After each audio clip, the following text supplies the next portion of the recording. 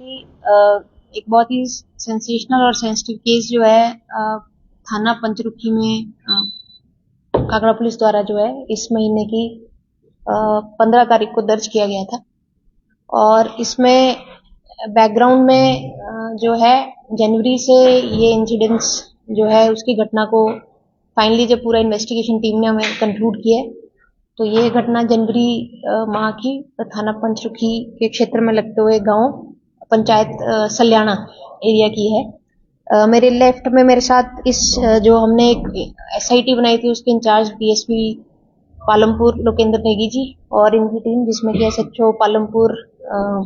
Inspector Bhupinder और हमारे Palampur cyber cell के मेंबर जो हैं कांस्टेबल प्रवीण और इनके साथ ही जो अन्य जो पुलिस टीम जो आज यहाँ पे प्रेजेंट नहीं है लेकिन मेंशन करने के लिए एसएचओ बवारना उनकी टीम, एसएचओ पालमपुर उनकी टीम। तो ये एक बहुत ही पेचीदा मैटर को जो है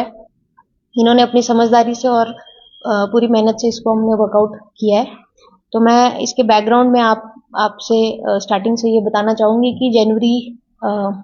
में हमें एक ये मिसिंग रिपोर्ट जो है थाना पंचरुखी में एक पंकज नाम के शख्स की दर्ज की गई थी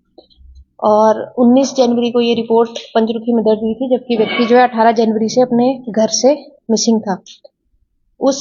मिसिंग रिपोर्ट पे जो है जो हमारा मिसिंग पर्सन्स का प्रोटोकॉल है उसके तहत जो है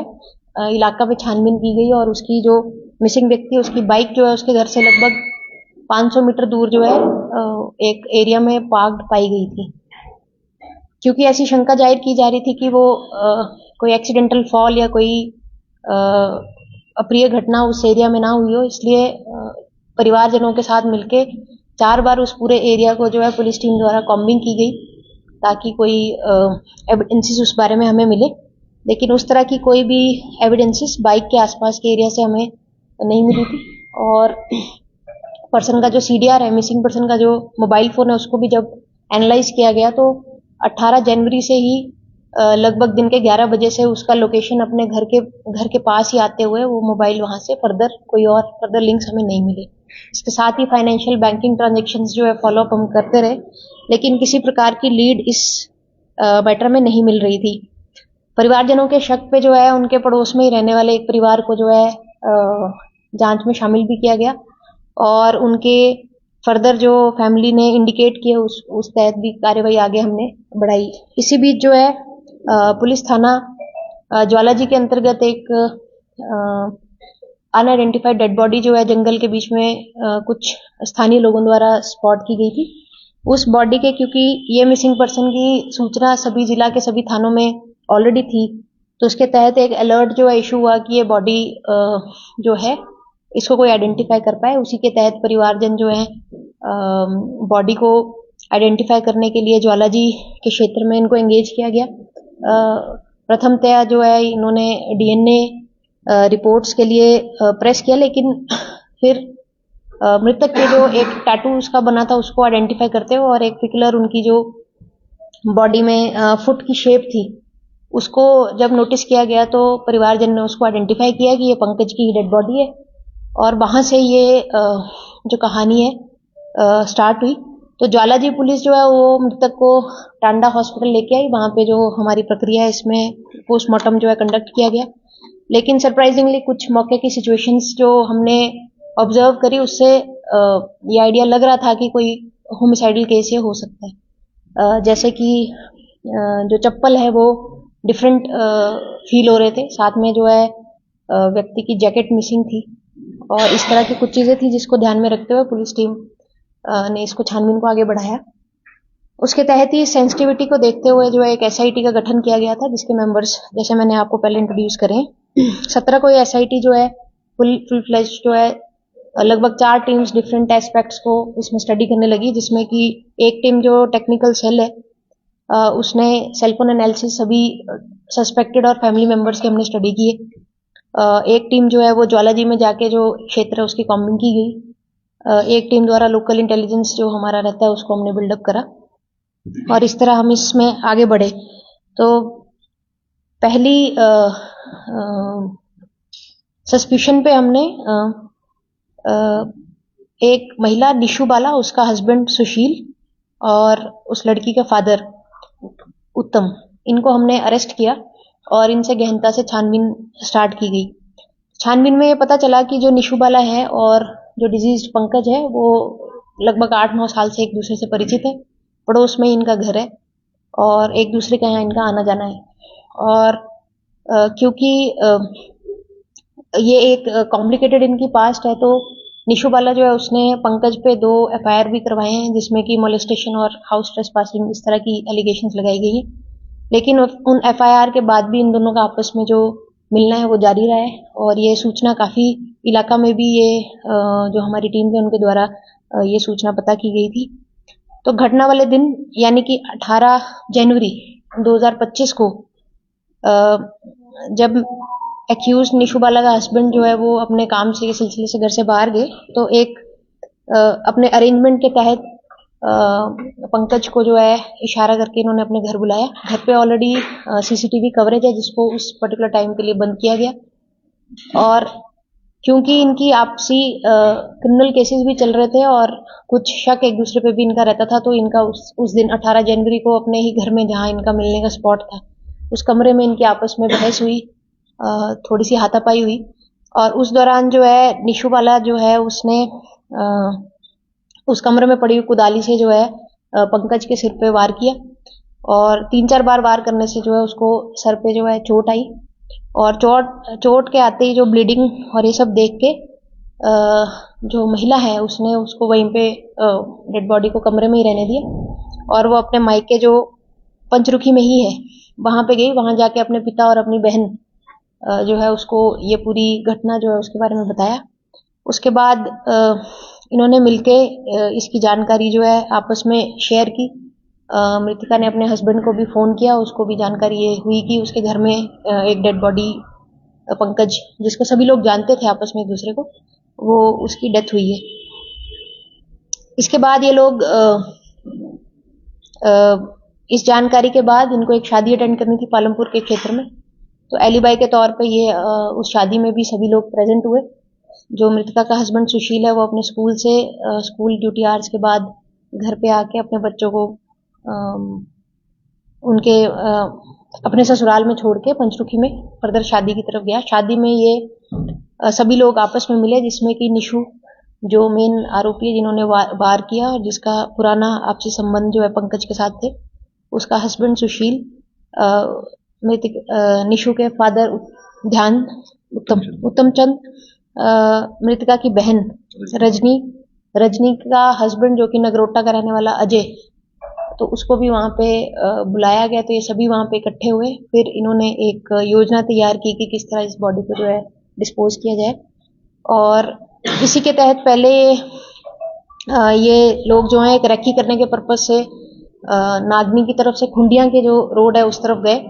और इन्होंने रेकी करके स्पॉट आइडेंटिफाई करने की प्रयास करेगी किस तरफ जो है ट्रैफिक कम रहेगा या जंगल रहेगा जहाँ पे बॉडी को जो है डिस्पोज किया जाए। फिर ये वापस आके जो है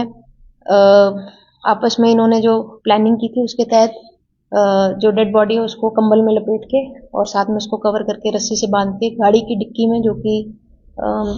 निशु बाला जो मेन एक्यूज है उसके हस्बैंड की गाड़ी जो है उसमें डिक्की में उस लाश को डाला गया और लाश को ले जाके 5 लोगों ने ले जाके उसको वहां पे जिस क्षेत्र में फाइनली रिकवर हुई ज्वाला जी के क्षेत्र में वहां पे डंप किया। उसके बाद जो इसके जैकेट और कंबल और रस्सी और चप्पल है उनको जो है एक दूसरे रोड पे जाके जो है जला दिया गया ताकि वो किसी तरह से कनेक्ट नहीं हो पाए। और सेलफोन को भी एक तीसरे लोकेशन पे जो है तोड़ के जो है डिस्पोज किया गया। और पुलिस द्वारा अभी जो जले हुए कपड़े हैं उनकी रिकवरी की जा चुकी है। इसके साथ ही अभी हम फर्दर रिकवरीज भी कर रहे हैं, आइडेंटिफिकेशन सभी एरियाज की हो गई है। और इसमें मैं ये भी आपके समक्ष रखना चाहूंगी कि निशु बाला की जो बहन है और जीजा है और साथ में उनका बेटा अभिषेक, बहन का बेटा अभिषेक, ये तीनों जो है अभी कुछ समय पहले भवारना पुलिस स्टेशन की टीम के द्वारा नाकाबंदी के दौरान एनडीपीएस एक्ट के केस में ऑलरेडी जुडिशियल कस्टडी में है। हमने इनकी कस्टडी ट्रांसफर करा लिया और अब इन सभी का जो है स्पॉट के जो और फर्दर जो लीगल फॉर्मेलिटीज है उसको हम कवर कर रहे हैं। तो मैं ये इसमें फर्दर कार्रवाई हमारी तरफ से जारी है। अभी सेलफोन की रिकवरी और अन्य जो एविडेंसेस हैं उनकी recovery police team different areas में जाके करेगी। मैं ये कहना चाहूँगी काफ़ी पेचीदा और एक बहुत ही नाटकीय ढंग से जो है इस पूरे मर्डर को प्लान करके उसको डिस्पोज करने की प्लानिंग की गई थी, लेकिन एसआईटी की टीम द्वारा बहुत अच्छा एक कार्य किया गया और बहुत जल्दी इस पूरे मैटर के जो डिटेल्स हैं हम वर्कआउट कर पाए हैं। तो मैं एसआईटी की टीम को बधाई देती हूँ और साथ में लोगों का भी सहयोग जो हमें मिला है इस दौरान उसके लिए धन्यवाद करती हूँ कि उन्होंने पुलिस को अपना कार्य करने में सहयोग दिया। Thank you. आरोपी जो है इसमें देखिए अभी तक जो नामजद हमारे पास आरोपी हो चुके हैं वो 6 हैं टोटल, जिसमें से 5 हमने ऑलरेडी अरेस्ट कर लिए। जो छठा एक्यूज्ड है वो जैसे मैंने बताया आपको जुडिशियल कस्टडी में, उनको भी हम कस्टडी ट्रांसफर की एप्लीकेशन लगा चुके हैं। वो ऑलरेडी किसी और केस में अरेस्टेड है, इस केस में उनको कस्टडी ट्रांसफर करके अरेस्ट करके उनको इन्वेस्टिगेशन में एंगेज किया जाएगा। इसमें 2 महिलाएं और 4 मेल मेंबर, 5 में 2 महिलाएं 3 मेल मेंबर है और जो छठा व्यक्ति वो भी मेल है। छठा इनका साथी है? नहीं, जो छठा व्यक्ति जिसकी हम बात कर रहे हैं वो निशु बाला जो मेन एक्यूज है उसकी सिस्टर का बेटा है, अभिषेक। पहले मामले थे या देखिए जो डिजीज है पंकज और जो मेन एक्यूज निशु है उनका आपस में 2 केसेस ऑलरेडी चल रहे हैं, जिसमें कि निशु वाला जो कंप्लेनेंट है और पंकज के खिलाफ उन्होंने मुकदमे करवाए हैं। और इनकी जो आपस में बहस और लड़ाई का जो विषय था वो यही था कि ये 8-9 साल से एक दूसरे से परिचित थे,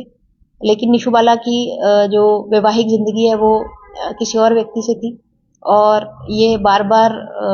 केस को विड्रॉ करने के लिए, शादी करने के लिए इस तरीके का इनका मनमुटाव जो है आपस में लंबे समय से चल रहा है।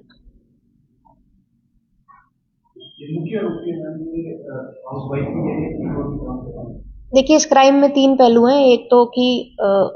वेपन को यूज करके किसी की जान लेना, उसमें एक पक्ष है, और उसके बाद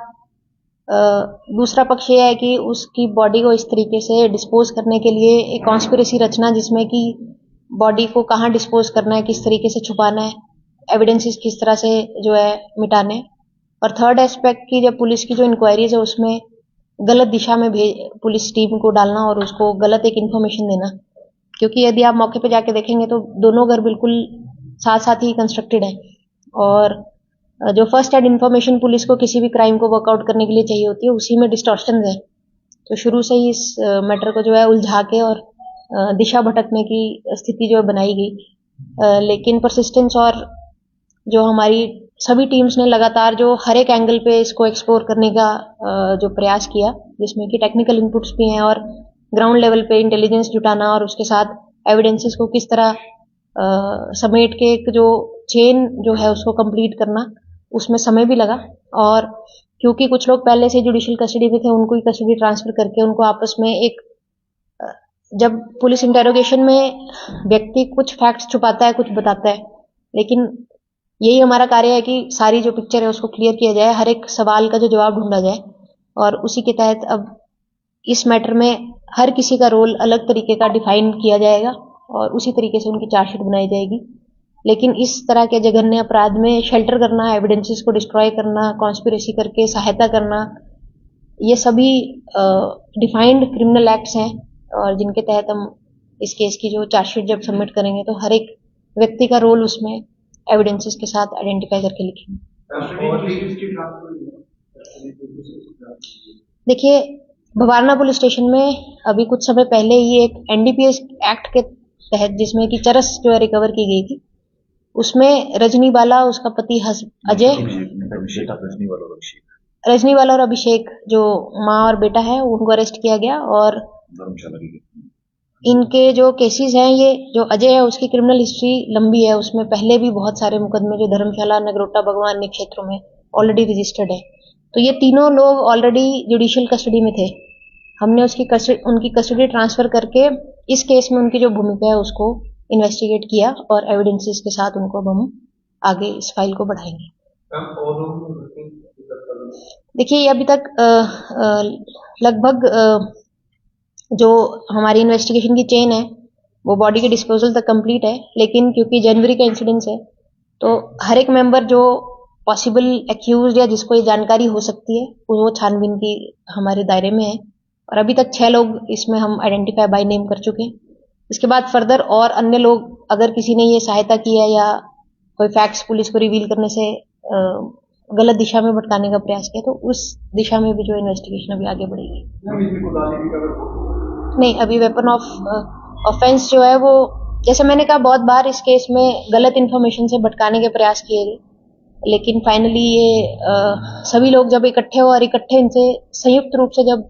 हमारी इंटेरोगेशन हुई है तब ये सारी चीजें सामने आई। तो कुदाली को अलग तरीके से डिस्पोज किया गया है, उसको पुलिस टीम रिकवर करने की प्रोसेस में है और बहुत जल्द वो रिकवर होके जो है उसको एज एविडेंस केस फाइल पे एंगेज। जिस क्षेत्र में बॉडी को डंप किया गया है कि क्या वहां पर भी ऐसे जांच के दौरान पता लगा कि अन्य लोगों की होने की नहीं, देखिए जो जहाँ पे बॉडी को डंप किया गया था वो एक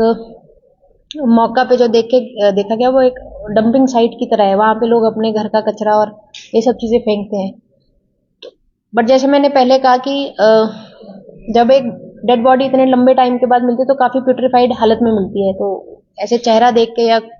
ऐसा सामने से देख के क्या इंजरीज उस समय हुई होंगी वो पता करना ऐसे नेकेड आई से मुश्किल है, क्योंकि लगभग 1 महीने के बाद ये बॉडी रिकवर हुई। बट जो हालात और जो सिचुएशंस लगती हैं उस क्षेत्र में कोई व्यक्ति क्यों पहुंचेगा, उस हालत में क्यों पहुंचेगा, ये सभी सवाल जो पुलिस टीम्स जनरली जिस मौके पे जाके सिचुएशन को समझती है, तो क्लूज तो वहीं से, मतलब डाउट तो वहीं से स्टार्ट हो गया कि ये व्यक्ति यहाँ कौन है और कहाँ यहाँ कैसे पहुंचा होगा। जब आइडेंटिफिकेशन हुआ तो जो मिसिंग केस है उससे जब तार इसके जुड़े और जो पुलिस टीम्स है ज्वालाजी में जाके भी हमारी टीम ने मौके पे देखा और बाकी सब सिनेरियो को जब हम बैकग्राउंड से लेके चले तब ये तार आपस में कनेक्ट हुए और ये केस जो है इस तरीके से। बॉडी में खुले में फेंकी थी या कहीं उसको गड्ढा करके नहीं, एक ढांक से उसको नीचे गिरा दिया गया था जी। ज्वालामुखी पुलिस ने वहां से, हाँ, वो ज्वालाजी में ऐसी इंफॉर्मेशन आई कि कुछ जो स्थानीय लोग हैं उनको स्मेल आई, उन्होंने फिर पुलिस को इन्फॉर्म किया, वो घास काटने लकड़ी काटने जंगल में गए थे और फिर जब पुलिस वहां पहुंची तो ये बॉडी निकली। उस बॉडी के फोटो का सर्कुलेशन जैसे होता है सभी थानों में किया गया कि किसी का कोई अनआइडेंटिफाइड केस है, क्योंकि हमारा केस ऑलरेडी अंडर इंक्वायरी चल रहा था तो इनके परिवारजन को वहां एंगेज किया गया। फर्स्ट टाइम ये पूरी तरह से श्योर नहीं थे तो इन्होंने कहा कि डीएनए से हमें पता चलेगा, लेकिन बाद में वो जो टैटू था जो कि